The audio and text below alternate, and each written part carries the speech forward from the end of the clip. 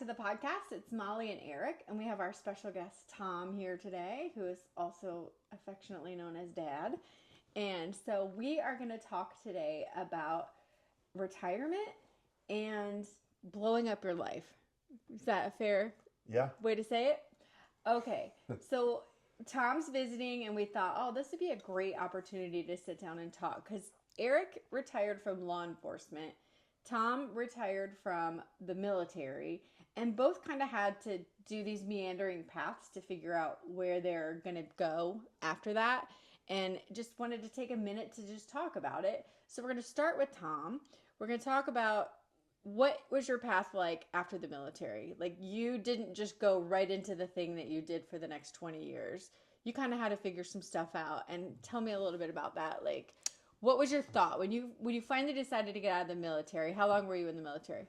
20 years. 20 years. 20 years, yeah. And then did you know exactly what you wanted to do, or were you kind of like, oh crap, I got to figure this out? When I decided to get out of the Navy, I had an idea, and it was going to be obviously a big change of life. I had been doing the military thing for 20 years. I enjoyed it, was getting paid well, and everything was in pretty good order.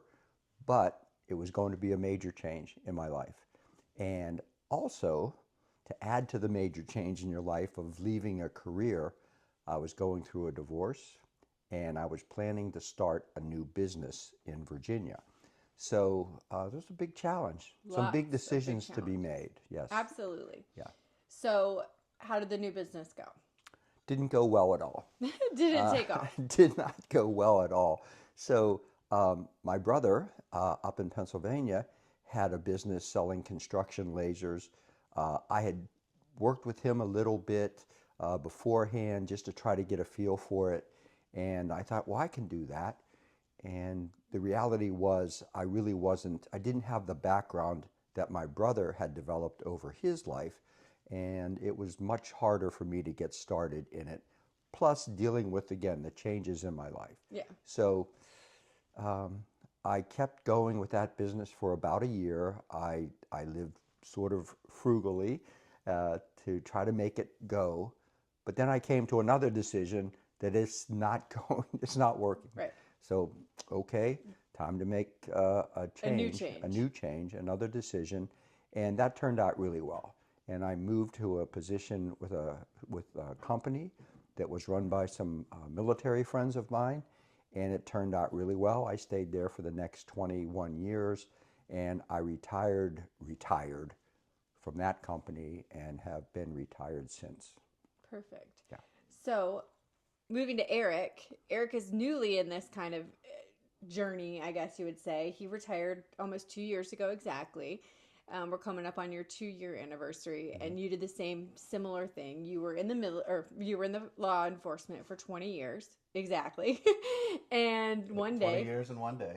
20 years in one day in Eric's case, and you've kind of had to have a really different journey because it wasn't easy for you to figure out what you wanted to do right away. And so tell us a little bit about that and how that's similar and your experience. Yeah, so for me, I always had this notion, and I don't know if Tom, if you had the same thing, where I was seeing guys retire ahead of me, years ahead. And I would see guys who would retire and then they would try something and it didn't work, and then they would try something and it didn't work. And I used to think, like, why don't these guys figure something out, right? Like my thought was, you've got 20 years, you know when your retirement date is, or at least when you're eligible, and you can kind of plan that out. And so my thought was like, how are these guys not planning to, when they retire, they have something else completely set up, they hit the ground running, they know what they want to do, and they go for it. And I almost had this like negative look towards guys who were doing multiple jobs after retirement, because I'm like, how can you not figure this out, you know? Until fast forward. So my game plan was, I thought, all right, I love real estate. I'm going to get my real estate license. And I did. And I got my real estate license in 2020. And I was doing real estate for the last 4 years of my law enforcement career, because I'm kind of like, all right, let me let me learn it, let me ramp up, and then as soon as I retire, I'll do real estate for the rest of my life. I got this figured out, and life is easy. And I went through all that. We moved to Florida. I got my real estate license, and within probably 2 months, I realized that Hated it. this is not what I want to do. And it was a factor of moving to a brand new state, not having any connections, moving into a place where it's completely saturated with realtors, and the market was completely locked up, and Flat. no one was doing anything, and it Interest rates are high. yeah, and it looked like we're going to kind of be in this market for a few years. And so, yeah, quickly after like 3-4 months after retirement, I made the decision to completely jump ship of what my Yeah. plan had been for the last probably 5 years. And now I'm on my Third. third job. Today will be day 3 of my third job. And I'm hopefully figuring that this is the one It's that's your going to. fourth job. You go real estate, you did the pools, you bought Yeah. a company to do pool Fourth. cleaning, then you did private investigation, and now you're in sales. Yeah, so 4 within 2 years. And man, it's been a journey. It has been a journey, and it doesn't always, go the way you think. So, I mean, what's your advice, or what's your thought about that for people that are gonna do the same thing? Like, do you have any advice to be like unafraid of Yes. trying things? Yeah. That brings up the key to good decision making is that when you make a decision, you move forward with that decision, and then you find out that this isn't going the way it should go, you want it to go, you're not happy with it, you need to make another decision. And that's key to general decision making. Don't be afraid to make a decision, even a big decision. It's scary sometimes. Make the decision, but then always know that you can make another one. You're not stuck in that decision for the rest of your life. It's like, okay, I've made the decision, I've moved forward, this isn't working, I'm making another decision. Making that other decision is critical. Be able to make that second and further on decisions as well. Don't get locked in on something you decided last week, last year, whenever. Right, I agree. And that kind of comes to some of the other topic that we were discussing is making those decisions can sometimes feel like you're blowing up your life. And like we listened to a podcast not too long ago. It was very short about Gen X retirement and how that looks really different than boomer retirement. And you did, eventually take kind of a traditional path. Like you worked 2 jobs for 20 years plus, and you kind of got your retirements in. But Gen X retirement, which is we're on the tail end of Gen X, looks a little bit different. And it's really about our generation is less afraid of blowing up our lives, right? I would say, yeah. And so I guess the next question that I would have for both of you is, how do you overcome that like fear? And why do you think some people can make those decisions and some people just get super stalled? Like they just cannot blow up their life and do something totally different. Like when we decided to move from Arizona to Florida, I think people were shocked that we were leaving Arizona. We'd been there for 17 years. We had family there. We had like real connections and established our life there. And then we were like, no, we want to move and we want to come to Florida and we really want to be by the beach. And a lot of people were just like, what in the heck are you doing? Yeah, well, for me, I think it's just practice. I think you have to do it, and you probably have to do it more than once. And it doesn't have to be, completely changing careers or moving across the country, but you have to make these decisions because even though, you and we've lived in 5 different states and we've tried different careers and we're still doing it now. Like there's still like fear with it, right?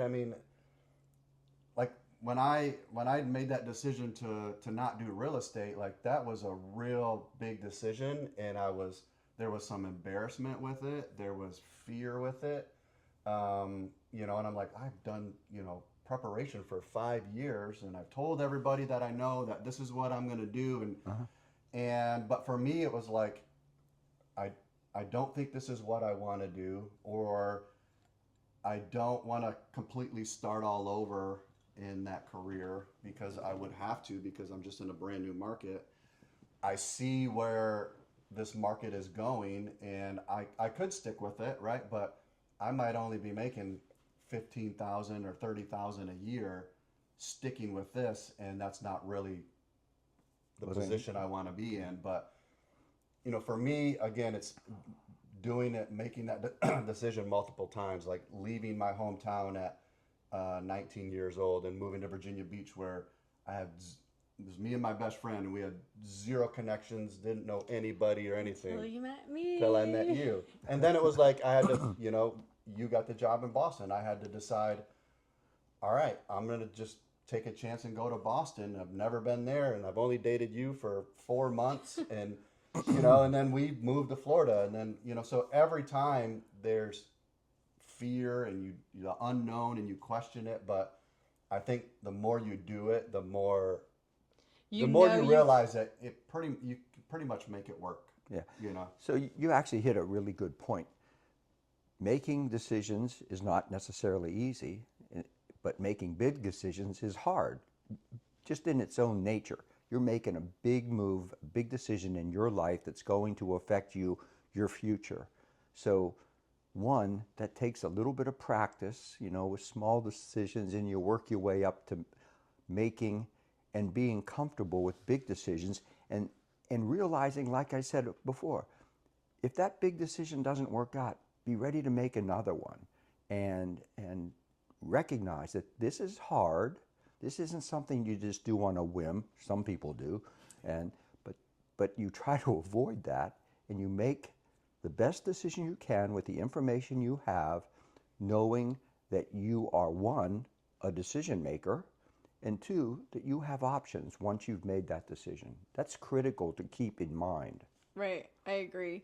And, I look at like Charlotte, our daughter just moved out here and just kind of uprooted her life. And I know that was really hard for her, not just emotionally. She put a lot of time and energy into getting where she was in Arizona. But I kind of love that she did it because it gives her that option and that gives her that confidence to do it again. Right? Like you can make a decision and decide that this career, while you like it, there's other things I want more and I got to go towards that. And you don't have to stay on that path if that's not 100% aligned with what you want.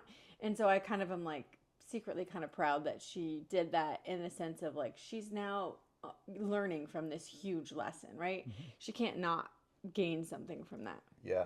And I think it kind of gives you a realization when you do make those decisions that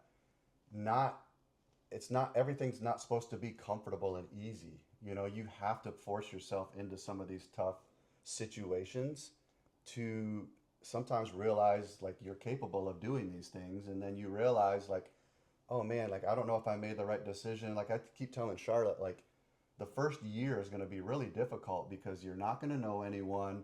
Everything is new. And the only thing for her, like she grew up and lived in Flagstaff her entire life. That's all she knows. Like everything that you're going to compare is back to Flagstaff, which has been your comfort zone in your home for the last 20 years. So it's a difficult comparison. But I also think too that maybe it's getting harder for each generation to make these decisions because of social media. And you love to talk about social media. I do, because I think it's such a huge factor because, we put a lot of our wins on there and, oh, I got this new job, or I moved to Florida and, it's great and I love it. I'm at the beach. And then, but behind closed doors, you're kind of like, oh, I don't know if I made the right decision. And now if I change it, people are going to think like, oh, I'm a loser. Right. I'm a bad decision maker. And I don't know, I feel like we put so much of our lives out there. And it's always just the positive that it's hard to then say, well, I made a mistake or I'm going to change this decision. Well, I can't really talk about the social media impact on the younger generations because it's really not in my bailiwick of things as part of my decision making. But you mentioned about Charlotte, and yeah, she's 19, 20 years old when she's making this decision. And I knew she worked very hard to get that career started in Arizona, and she made a decision.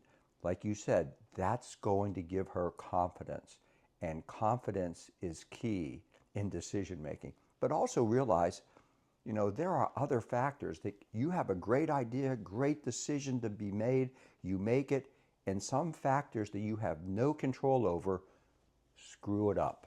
Exactly. And you've got to be willing to adjust. Like Eric with the market just taking a total crap and flattening out. So speaking, I'm going back a little bit, but going back to decision making, like what made you decide to uproot your life in Pittsburgh and join the Navy? Because that's a freaking huge decision. And then take me back a little bit, like was I born? I don't even know, like what kids did you have at that point? I don't remember, like. You wouldn't remember because you were about 3 weeks old. When you decided to go to the military, or like what was tell me about that, like kind of process, like what were you doing?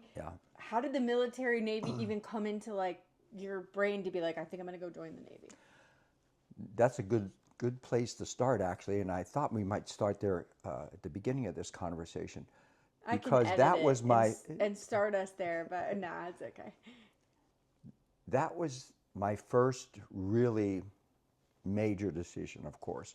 I was married, had 3 children. You were number 3. You were born in February. I signed the papers to go into the Navy in March of 1977. Wow.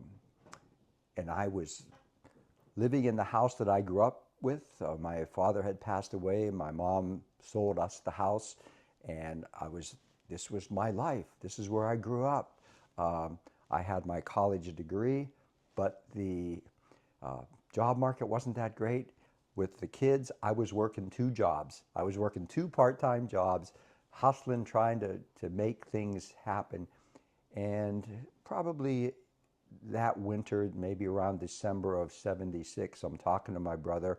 I had 3 of my older brothers had done some time in the military. And I said, you know, I got to do something different. And my brother David said, you know, you think about the military. And that was the key. I started looking into that.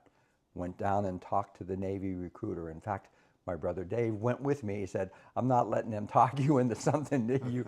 So we went together. Did it make a difference? Sorry, I want to just make you touch on this. Did it make a difference that you had already graduated from college when you went? Yes, because I was looking at officer programs. So, so my brother Dave and my brother Harry had gone into the Army as enlisted. My brother Bob had gone into the Navy as an officer program. So that's what I was looking at. And of course, I had to talk to your mom about, this is a big decision. If we go, we got to sell the house. We've got, you know, this is huge. And we did it. We made the decision. It was a family decision. And it was a little scary, but having done it, again, like Charlotte, it builds confidence. Okay, we can do this. We make it happen.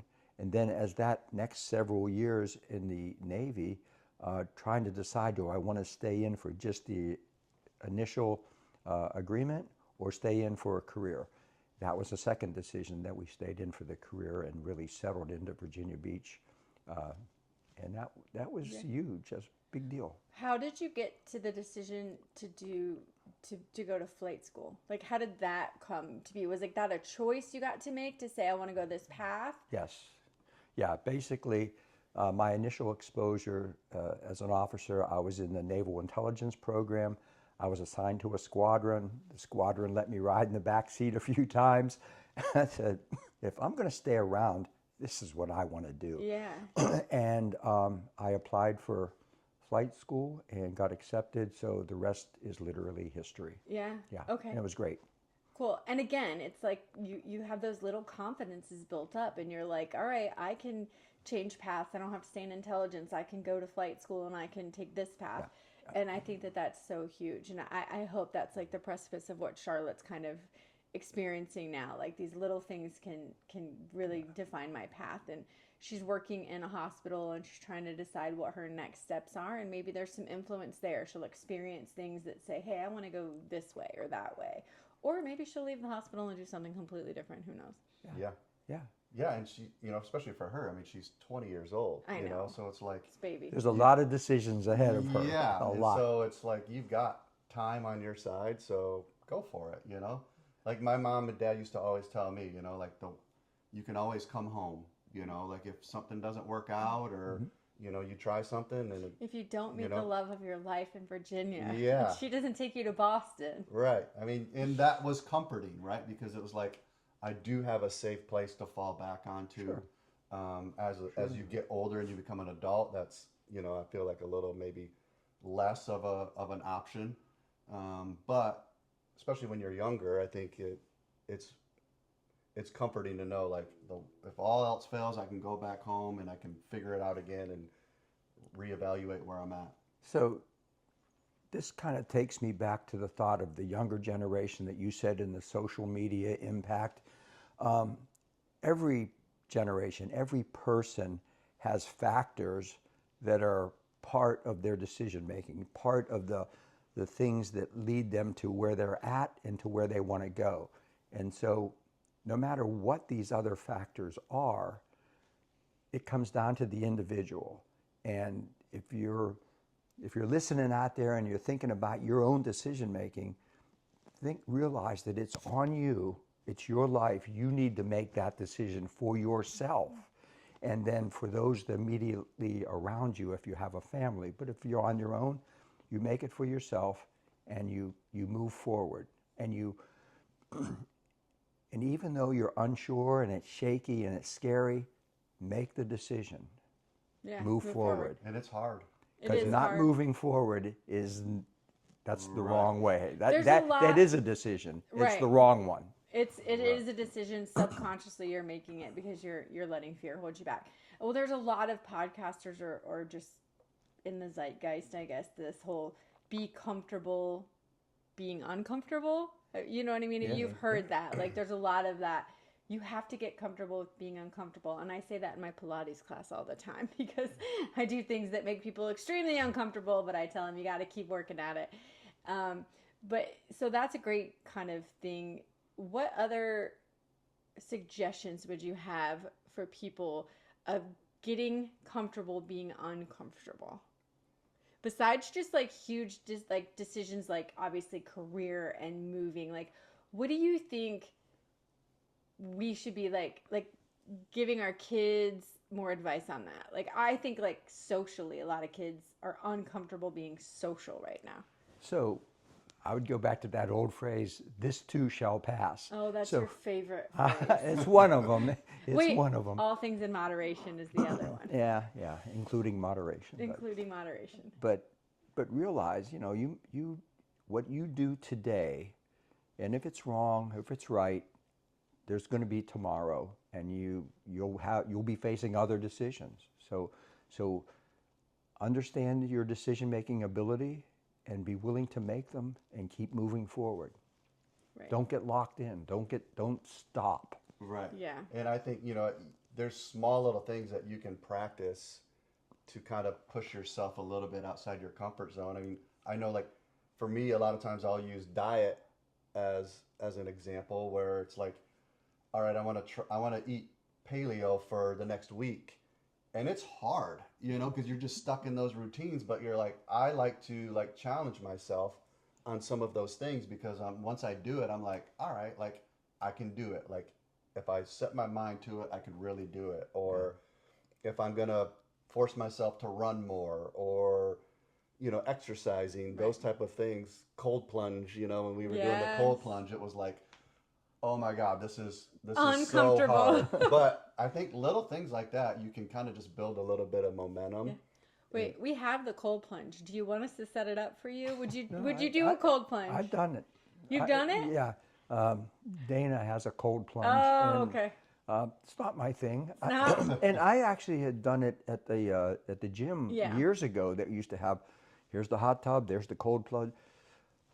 That's Yeah. a little easier when you can go from the cold plunge right into the Yeah, hot tub. but like that. even now, when I go to the gym, after the workout, we do sauna, steam room, and then I get a shower with all cold Yeah. water, ice cold water, Yeah. and it wakes you up. It does wake Yeah. you up. It reinvigorates you for sure. But yeah, I think, using exercise and diet can really be one to really help you with getting into your uncomfortable zone. Oh yeah, exercise for sure. Even just getting up and moving. I think there's a lot of people that are sedentary and it's like really hard for them to make that decision, to make the first step of I'm going to go for a walk, I'm going to go get outside, and it sounds small, like a small decision, but man, some of the times those small decisions can really be, what is it, like the first step of 1,000-mile journey. It can Yeah, really yeah. become something. Right. Yeah. I admire people, in Virginia Beach, you'd see people on the boardwalk walking, and some of them didn't look very healthy. But I thought to myself, they're out here taking steps, they're I walking, agree. and fresh air and sunshine and exercise, and you can tell that's not easy for them. Right. I give them credit. And I'm a fitness instructor, and I make a point to talk to almost everybody who comes into my class to just be that encouraging voice, because I feel like sometimes people do need to hear that, like, you're doing it, you showed up, walking through the door is half the battle, and keep going. And Good so, decision. yeah, you've made a good decision to be here, and I'm glad you're here, and come back and see me again next week or whenever the next class is. Yeah. Because I do feel like I'm always going to be a little cheerleader at heart for people, and Yeah. I think people need that as well.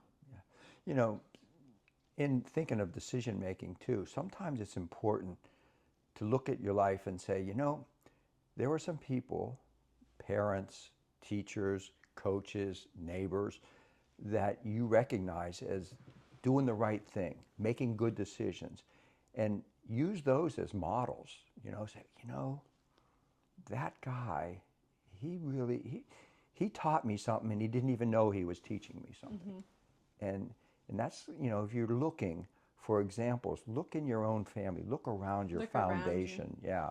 And you'll see, this can help me. It's like social media, I suppose. Yeah. But in the old days, we didn't have social media. We had that. And that's what I still look back at some of those people that I knew when I was young, and I admire them to this day. They're long Or gone. you look and you say, all right, this is the area I want to live in. How did this person get to that point? Like, what are their career paths, and what are the things that Joey and I used to talk about that, like people that lived in Croatan. She's like, why didn't I talk to these people and be like, what do you do for a living? And how do I get to be somebody that owns a house right here on the beach? Yeah. That kind of a concept. Yeah. I guess, just like you said, like that was the old social media, like look at what's around Yeah. you, find influence. Your And- environment, that was Yeah. your environment. And find a mentor. There's so many people that are willing to help you too. And Yeah. and you usually do talk out big decisions when you're about to make them, and you need to find those people that you can ask those questions to. Just for example, like Charlotte was thinking about going to PA school,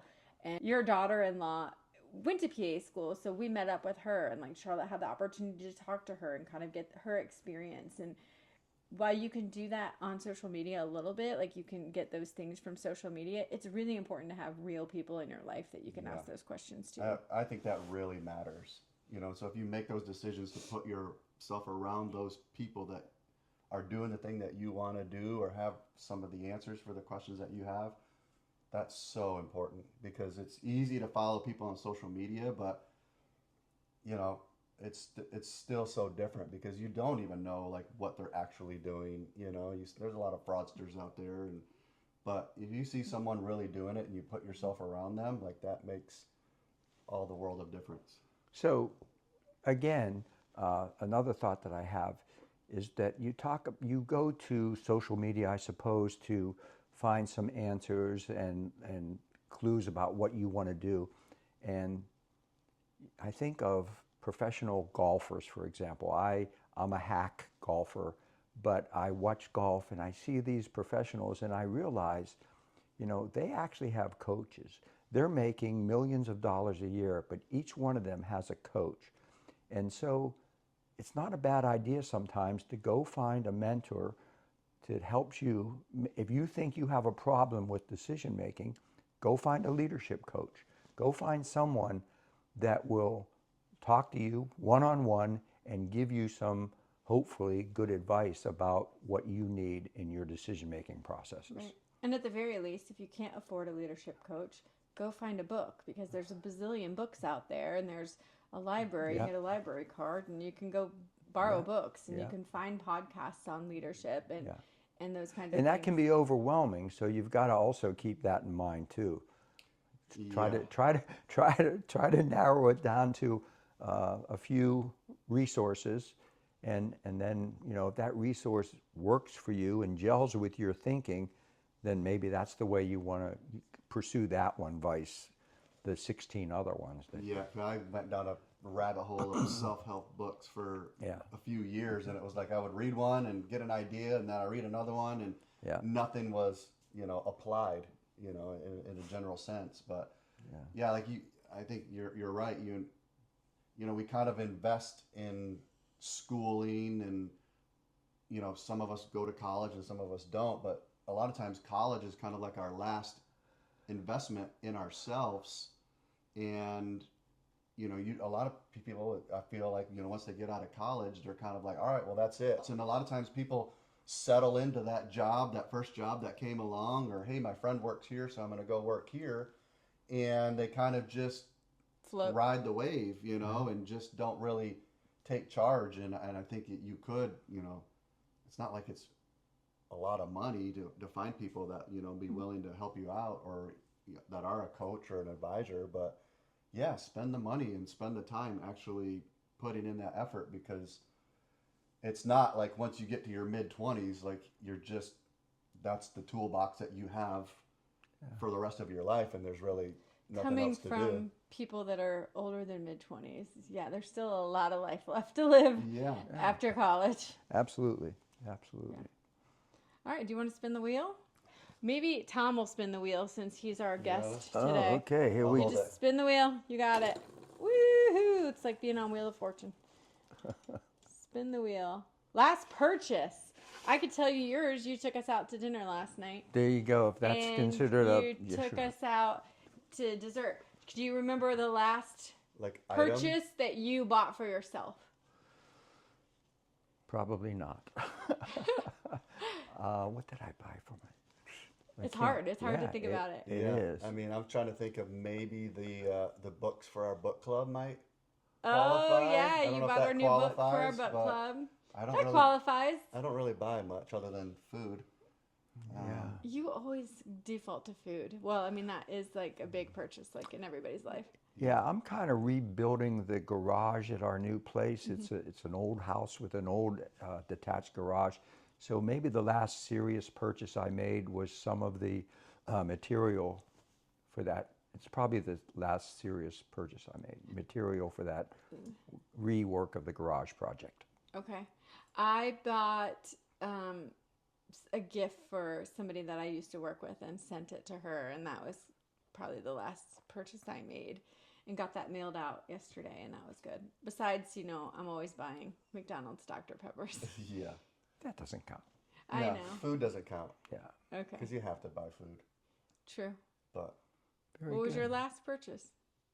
well, when you said building materials, it made me think I had to buy a 25-foot snake for a drain, because our drain on the next unit over started clogging, and so And I then- bought that and I snaked it, and it still didn't work. And so And then, then we what did you buy?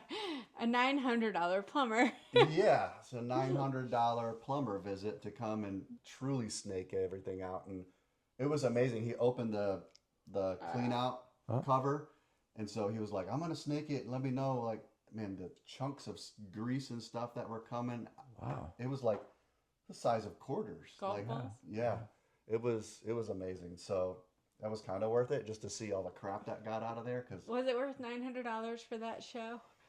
no, but what are you gonna do? You- I mean, it was been a rental since 1980, so God knows what's been down that drain for the last Yeah. 45 years, Yeah. 46 years. It Ha- needed it. having some rental properties, I know exactly what you're talking about. Yeah. I had The to, pain of rental. Yeah, it well, sounds nice. the pain of cleaning out sewer lines. In Yeah. both of the rental properties, we've done it. We've done that. Yeah, Yeah. yeah, that monthly rent sounds great until you just drop a $900 bill and Yeah. And then you're like, crap. yeah. All right. Well, thank you, Dad. Thanks for coming Yeah. and participating in our podcast. We appreciate it. and Glad to be we a love part We you. appreciated the first class flights that we brought you down on. Yeah, yeah. Yeah. The accommodations. Yeah. You bought dinner last night, so really, you're just doing this all for free, and we Yeah, appreciate that's it. right. Yeah. You owe me. That was All good. right, I Yeah. owe you. All right, right. love you.